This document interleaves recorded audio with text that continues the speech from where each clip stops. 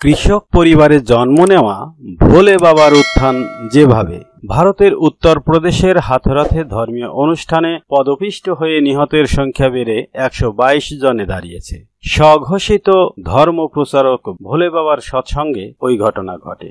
স্বঘোষিত বাবাজির আসল নাম সুরজ পাল সিং। একসময় পুলিশে কর্মরত এই ব্যক্তি সময়ের আগেই অবসর নিয়ে স্বঘোষিত গুরুতে পরিণত হন। পশ্চিম উত্তরপ্রদেশে, রাজস্থান এবং মধ্যপ্রদেশে তার ভক্ত আছে বলে পুলিশের সূত্র জানিয়েছে। উত্তরপ্রদেশের নাগরী গ্রামে এক কৃষক পরিবারে জন্ম এই ব্যক্তির।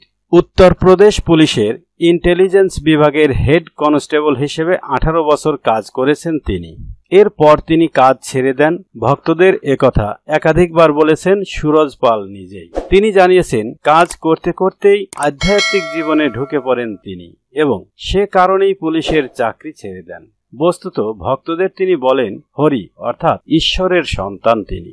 পুলিশের চাকরি ছাড়ার পর সুরজ নিজের নামও বদলে ফেলেন। নতুন নাম নারায়ণ সাকার হরি। এই নামেই এখন তিনি পরিচিত। ভক্তরা তাকে এই নামে অথবা ভোলে বাবা বলে সম্বোধন করেন। ভারতে ছড়িয়ে থাকা হাজার হাজার বাবাজির থেকে কিছু কিছু ক্ষেত্রে আলাদা। অন্যদের মতো তিনি গেরুয়া কাপড় পরেন না। সাদা স্যুট বা টাই পরে ভক্তদের সামনে আসতে দেখা যায় তাকে। কখনো কখনো পরেন সাদা পাঞ্জাবি পাজামা।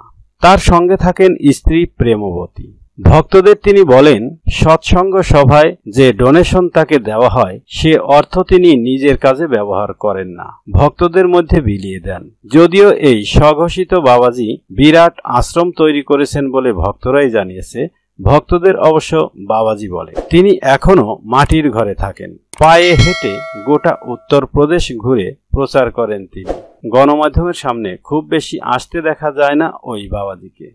তবে 2022 সালে কোভিডের সময় বিতর্কে জড়িয়েছিলেন এই ব্যক্তি। উত্তরপ্রদেশের ফারুকাবাদে একটি সৎসঙ্গ সভা করতে চেয়েছিলেন তিনি। তখন কোভিডের ভরা সময়। জেলা প্রশাসন অনুষ্ঠানের অনুমতি দিলেও 50 জনের বেশি ভক্ত সেখানে আসতে পারবেন না বলে জানিয়ে দেওয়া হয়েছিল। কিন্তু অনুষ্ঠানে 50,000 মানুষ উপস্থিত ছিলেন বলে জানা গেছে। কেন সে সময় তার বিরুদ্ধে কোনো ব্যবস্থা নেওয়া হয়নি সেই প্রশ্ন উঠেছে। হাথরাসের অনুষ্ঠানে যে এত মানুষ আসবেন তা প্রশাসনকে জানানো হয়েছিল কিনা সে প্রশ্ন উঠেছে। তার ভক্তরা জানিয়েছেন, এই স্বঘোষিত বাবাজি নিজের একটি নিরাপত্তা বাহিনী তৈরি করেছিলেন যার নাম দেওয়া হয়েছিল নারায়ণী সেনা। হাথরাসের ঘটনার পর ওই নারায়ণী সেনাকে সঙ্গে নিয়েই তিনি গা ঢাকা দিয়েছিলেন বলে মনে করা হচ্ছে।